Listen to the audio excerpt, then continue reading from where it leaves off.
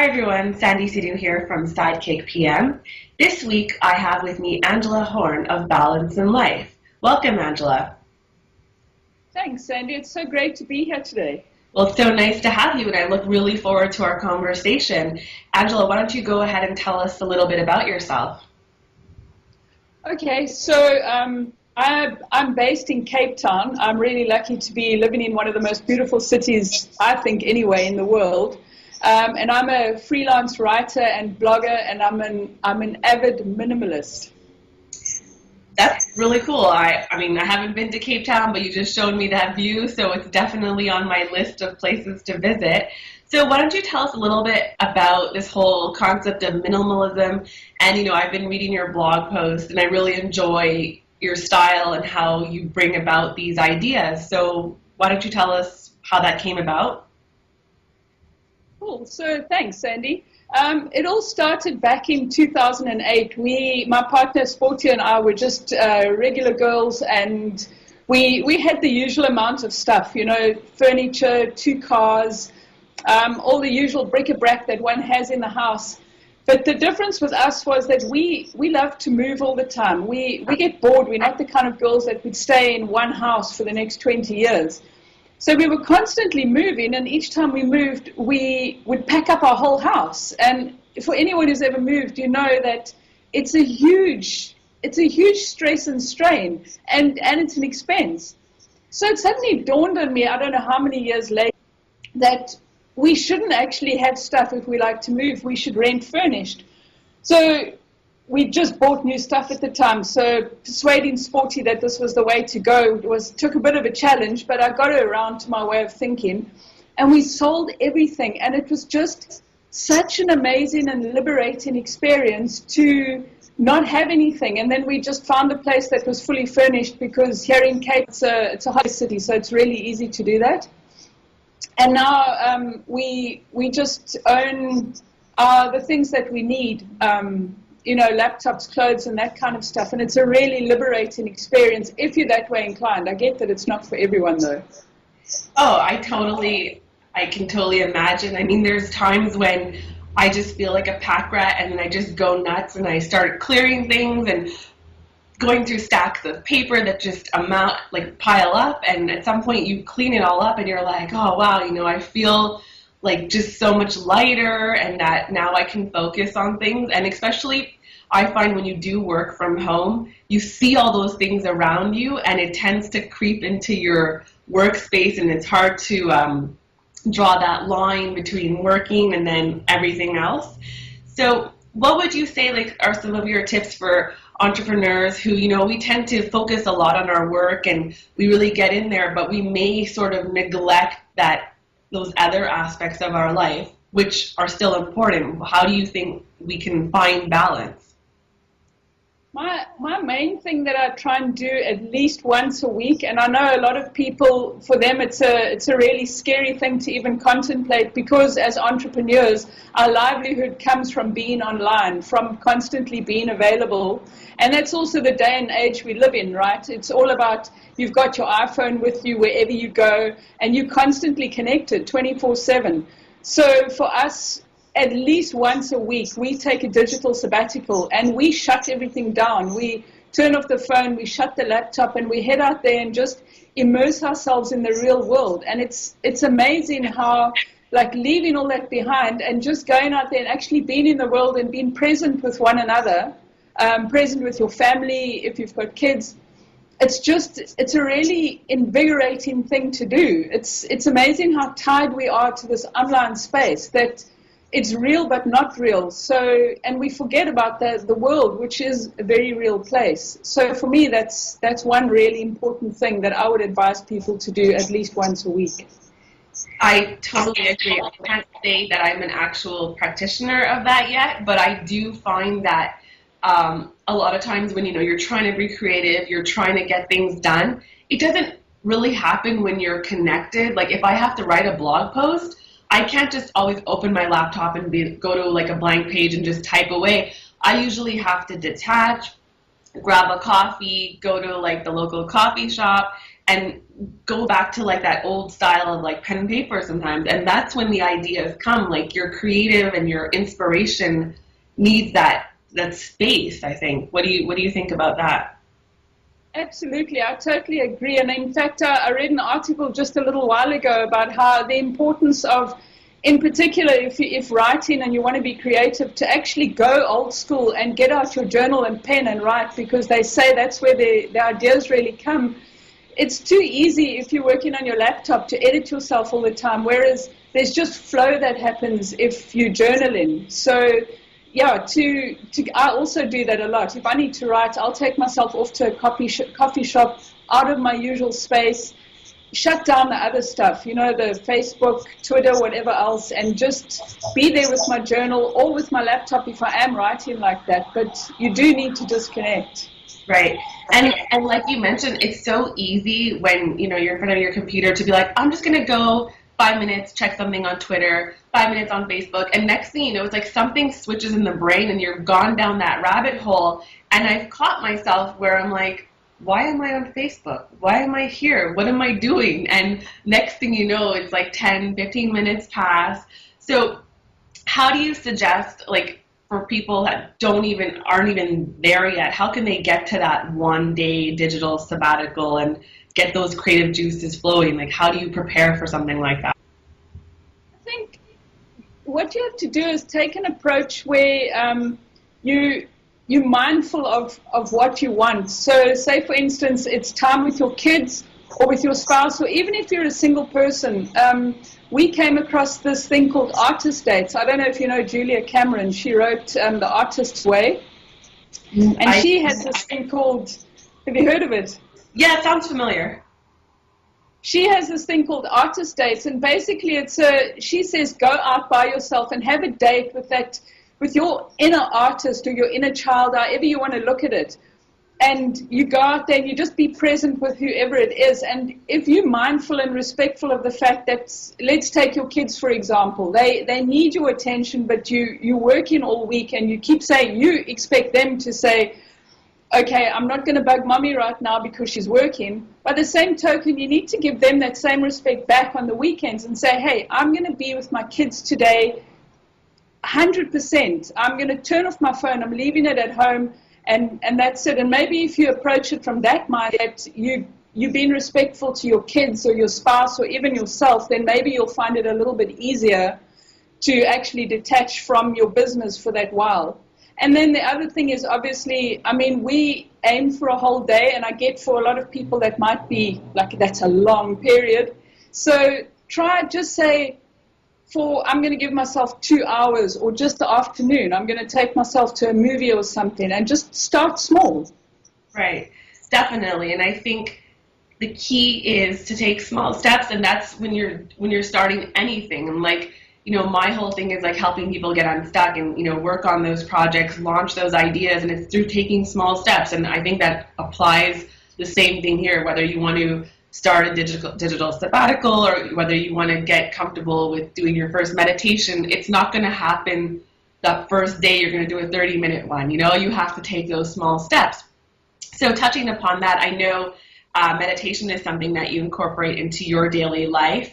How does that play into something that entrepreneurs can add to sort of their toolkit as a way to incorporate balance?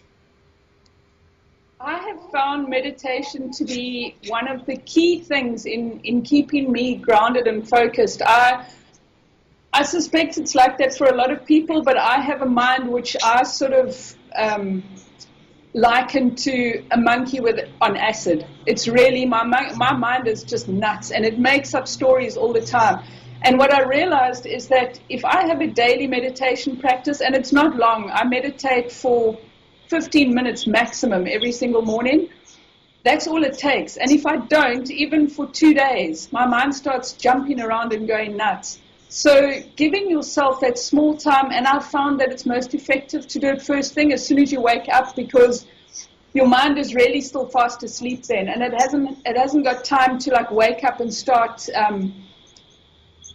rejecting what you're trying to do. So or arguing, whatever. So Resistant. that's fun for me. Yes, resisting is the word. Thank you.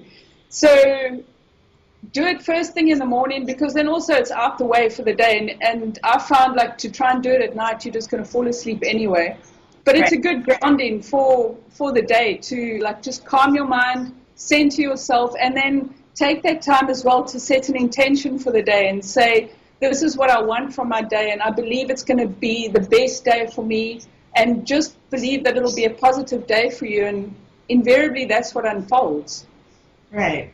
No, that's a really valuable insight. And like you said, it doesn't have to be that long. It's just, whether it's 5 minutes or 15 minutes, it's just kind of giving yourself that time before you go out into that crazy world and get started with your projects, checking your email. You're just kind of saying, okay, this is just you and me, and this is what we're going to do, and let's go do it.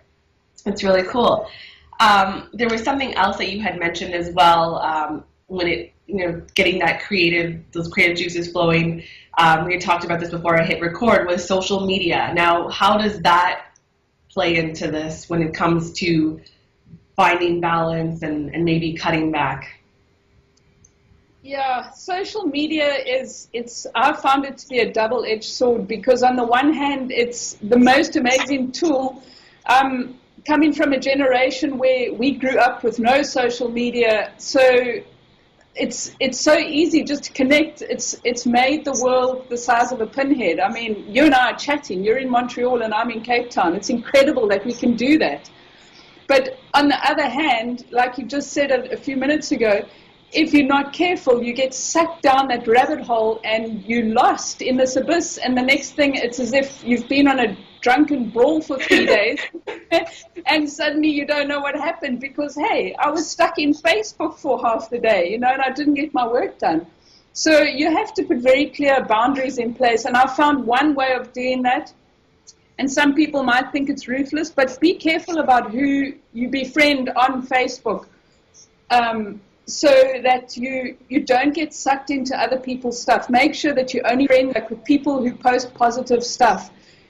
I, in the past, have had people on there that were like really negative, and it doesn't work for me, because you go in there and then you get sucked into their dramas and stuff. So you just be mindful like that, to put boundaries in place, or say to yourself, for instance, I'm only going to be out for 15 minutes, and what is my aim in that 15 minutes? I want to connect, I want to, whatever it is, think about a positive outcome that you want in your 15 minutes and set about achieving that, and be sure at the end of your 15 minutes to close Facebook and move on to your next task. Right, and I totally agree. I mean, I've been on that drunken thing that, you go in there and you don't know what happened. And I think another side of it is that you also find yourself constantly comparing, because you see, a lot of people tend to share the really amazing things that are happening, but we don't get to see the behind the scenes, right? So you just see the end result, like, oh my God, I'm doing this and this happened, and you're just kind of going, oh, yay, I'm happy for her. But so it's like that constant comparing, and so you don't end up actually focusing on your work anymore. You're just starting to feel bad about yourself. So I think there's that like darker side of it as well. And just going back to something you said about that 15 minutes and, really setting your intention. A lot of us don't have that self-control, and there are tools that can actually help you with that. And I can't remember all the names of them right now. I know there's like Rescue Time and a couple of others that I'll share in the notes, but essentially those help build your restraint for you, because you can set times and you can block off, connections to certain sites in your browser, so you can still like actually do research if you need to online, but it'll block like Facebook for you. So for the weaker amongst us, there are solutions. There is hope. So, those are really great tips. So I know you also mentioned that you're going to be launching a course. Do you want to talk a little bit about that and how that can help people, entrepreneurs like us who are really busy, bring some of this balance back into our lives? Sure. So the course came about because Sporty and I literally we've come from a place where we were really unhealthy, sedentary, chain-smoking couch potatoes. And I think people often look at us now and go, wow, you know, they were always like this and it was so easy. And so what we thought is that why not put together a course, because it's not like we experts or, you know, that we've studied nutrition or personal training or anything like that, but we've gained a lot of knowledge over the years. So we thought we'd come up with a 13-week course based on our 3 pillars, which are basically healthier, happier, and simpler, which is the declutter part.